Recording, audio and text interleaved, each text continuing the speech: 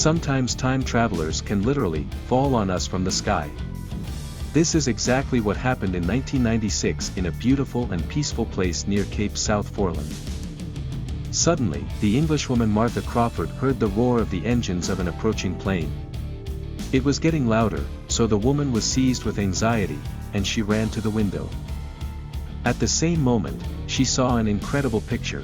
A Curtiss P-40 fighter jet, one of the most popular aircraft of the American fleet during World War II, was landing near her house. Martha did not understand aircraft, but she was very angry that someone dared to spoil her perfect lawn. She ran out of the house and swore at the pilot who got out of the fighter. But the man could barely stand on his feet. He was pale as death and did not react in any way to Martha's formidable claims. Eventually, the woman realized that he needed help. She called the family doctor, and while he was driving, she started asking the guest questions. And he hardly told her an extremely strange story. The man said that he was a military pilot of the U.S. Air Force, and his name was John Walker. His squadron came under sudden fire from German Messerschmitts over the territory of France. He and his comrades shot back, but when there were no bullets left at all, he decided to go to the ram.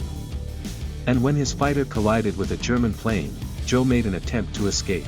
He threw back the cockpit canopy, intending to jump out with a parachute, but at the same moment lost consciousness. He woke up in the same plane a few meters from the ground. Using all his flying skills, Joe managed to land the plane on Martha's lawn. But I still didn't understand how I got here. The doctor who came to the rescue also listened to this story and concluded that the pilot had serious mental disorders. After some time, the man was placed in an insane asylum. This incident made a lot of noise in the media, and journalists set out to get to the truth. Reporter James O'Hara was particularly successful in this.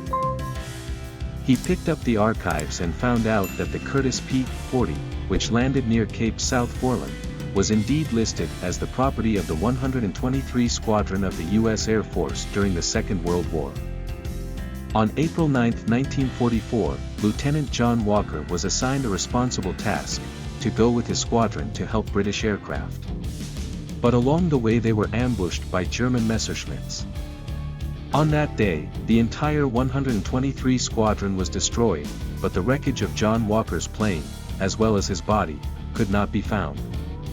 Therefore, the pilot was considered missing for 50 years. It is also curious that the journalists managed to find John Walker's personal file. Looking at the photo attached to it, they were even more amazed. The man on it looked like 2 drops of water, like a pilot whose plane caused irreparable damage to Mrs. Crawford's beloved lawn. It is incomprehensible, but another similar story happened in 1992 in Caracas, Venezuela. Dispatchers noticed a strange plane approaching the airport. It was a 4-engine piston-engine Douglas DC-4 airliner, a model that stopped being produced back in 1947. After trying several radio waves, the dispatchers finally managed to contact the pilot. He reported that he was operating charter flight 914 from New York to Miami and was scheduled to land on June 2, 1955 at 9:55 a.m. local time. In response, he heard only ringing silence. Sensing something was amiss, the pilot clarified, "Tell me, where are we?" The dispatchers replied that he was flying over Caracas and gave permission to land. The pilot said that he was starting to descend, and the next moment the dispatchers heard his surprised exclamation, obviously addressed to the co-pilot, "Jimmy. What the hell is that?" Judging by the radars, a jet plane just flew past them. The mysterious aircraft has landed successfully. Only after that, the dispatchers decided to tell the pilot that it was 1992. He was horrified and began to exclaim, "There's something wrong. There's definitely something wrong here." They tried to calm him down and said that a ground rescue team was already heading to the plane. But this scared the pilot even more. When he saw that people were approaching his airliner, he shouted, "Don't come any closer.